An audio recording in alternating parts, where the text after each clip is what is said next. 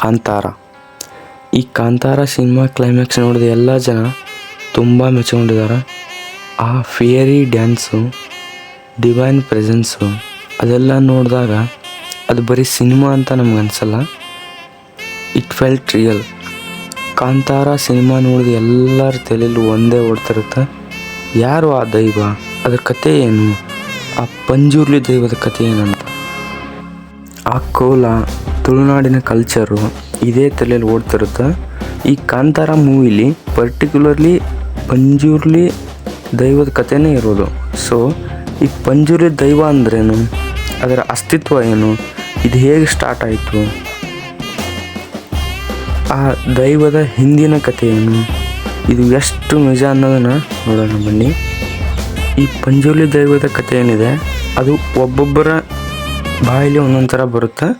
But ಎಲ್ಲ ಕಥೆನೂ ಬಂದು connect ಆಗೋದು ಮಾತ್ರ ನಮ್ಮ ಲಾರ್ಡ್ ಶಿವನಿಗೆ. ಬನ್ನಿ ಪಂಜುರ್ಲಿ ದೈವದ ನಿಜವಾದ ಕಥೆನ ನೋಡೋಣ. ಒಂದು ದಟ್ಟವಾದ ಕಾಡು. ಆ ದಟ್ಟವಾದ ಕಾಡಲ್ಲಿ 6 ಹಂದಿ ಮರಿಗಳ ಗುಂಪು. ಒಂದು ದಿನ ಲಾರ್ಡ್ ಶಿವ ಆ ಕಾಡಲ್ಲಿ ಬೇಟೆಗಂತ ಹೋಗ್ತಾರೆ. ಅಲ್ಲಿ ಅವ್ರ ಕಣ್ಣಿಗೆ ಆ 6 ಹಂದಿ ಮರಿಗಳು ಕಾಣಿಸ್ತವೆ. ಬೇಟೆಗಂತ ಹೋಗಿದ್ದ ಲಾರ್ಡ್ ಶಿವ ಆ 6 ಹಂದಿ ಮರಿಗಳ ಗುಂಪನ್ನು ಬೇಟೆ ಆಡಲ್ಲ. ಅವರಿಗೆ 6 ಹಂದಿ ಮರಿಗಳಲ್ಲಿ ಒಂದು ಹಂದಿ ಮರಿ ಲಾರ್ಡ್ ಶಿವರಿಗೆ ತುಂಬ ಇಷ್ಟ ಆಗುತ್ತೆ. ಆ ಹಂದಿ ಮರಿ ನೋಡೋದಕ್ಕೂ ತುಂಬ ಮುದ್ದಾಗಿರುತ್ತೆ. ಸೊ ಲಾರ್ಡ್ ಶಿವ ಆ ಮುದ್ದಾಗಿರೋ ಹಂದಿ ಮರಿನ ಕೈಲಾಸಕ್ಕೆ ಕರ್ಕೊಂಡು ಹೋಗ್ತಾರೆ. ಅಲ್ಲಿ ಪಾರ್ವತಿ ದೇವಿನೂ ಕೂಡ ಆ ಹಂದಿ ಮರಿನ ತುಂಬ ಇಷ್ಟಪಡ್ತಾರೆ ಮತ್ತು ಮಗು ಥರ ಸಾಕ್ತಾರೆ. ಕಾಲ ಕ್ರಮೇಣ ಕಳೆದಂತೆ ಆ ಹಂದಿ ಮರಿ ಚಿಕ್ಕದಿದ್ದು ದೊಡ್ಡದಾಗುತ್ತೆ. ಆ ಹಂದಿ ಮರಿಗೆ ಹಲ್ಲುಗಳು ಬರಬೇಕಾದ್ರೆ ಒಂದೇನೋ ಸಂತೋಷ, ಅದಕ್ಕೆ ಏನಾದರೂ ಕಚ್ಚಬೇಕು, ಏನಾದರೂ ತಿನ್ನಬೇಕು ಅಂತ. ಇದರಲ್ಲಿ ಆ ಮುಗ್ಧ ಹಂದಿ ಮರಿ ಬೇರೆಯವ್ರ ತೋಟಕ್ಕೆ ಹೋಗಿ ಬೆಳೆನ ನಾಶ ಮಾಡುತ್ತೆ.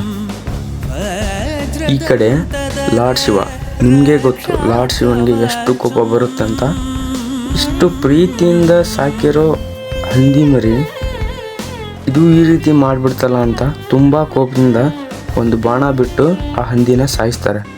ಬಟ್ ಆ ಹಂದಿ ಸತ್ತಿರಲ್ಲ, ನೋವಿಗೆ ನರಳಿ ಅರ್ಧ ಜೀವದಲ್ಲಿ ಪಾರ್ವತಿ ತಾಯಿ ಹತ್ರ ಬರುತ್ತೆ.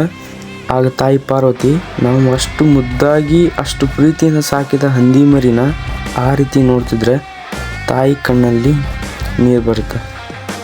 ಪಾರ್ವತಿ ದೇವಿ, ನಾನು ಇಷ್ಟು ಪ್ರೀತಿಯಿಂದ ಸಾಕಿದ ಹಂದಿ ಮರಿ ನರಳೋ ಥರ ಮಾಡಿದ್ದೀರ, ಇದಕ್ಕೆ ಮತ್ತೆ ಪುನರ್ಜನ್ಮ ಕೊಡಿ. ಆ್ಯಂಡ್ ಈ ಸತಿ ದೇವ ಲಾರ್ಡ್ ಶಿವ ಹತ್ರ ಕೇಳ್ಕೊತಾರೆ.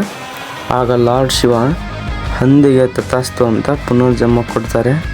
ಆ್ಯಂಡ್ ಅಲ್ಲೇ ಹುಟ್ಟೋದು ನಮ್ಮ ದೈವ ಪಂಜುರ್ಲಿ. ನಂತರ ಶಿವ ಪಂಜುರ್ಲಿ ದೈವಕ್ಕೆ ನೀನು ಭೂಲೋಕಕ್ಕೆ ಹೋಗಿ ಮನುಜ ಕುಲಕ್ಕೆ ಸಹಾಯ ಮಾಡುವಂಥ ಭೂಲೋಕಕ್ಕೆ ಕಳಿಸ್ತಾರೆ.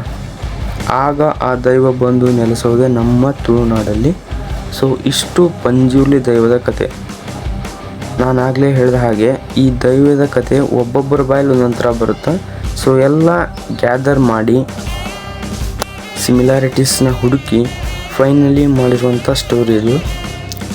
ಸ್ವಲ್ಪ ಹಿಂದೆ ನೋಡಿದ್ರೆ ಸುಮಾರು ಒಂದು 700 to 800 BCE ಈ ಪಂಜುರ್ಲಿ ದೈವಗಳು ನೇಚರ್ ಒಳಗೆ ಒಂದು ಮರದ ಕೆಳಗೆ ಪೂಜಿಸಲ್ಪಡ್ತಿದ್ವು.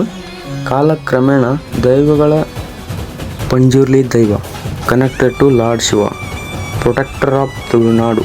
ಇದಕ್ಕಾಗಿಯೇ ಕಾಂತಾರ ಸಿನಿಮಾದಲ್ಲಿ ದೈವಕ್ಕಿರುವ ಪ್ರಾಮುಖ್ಯತೆ ತೋರಿಸ್ತಾರೆ. Even kings are bow to damn.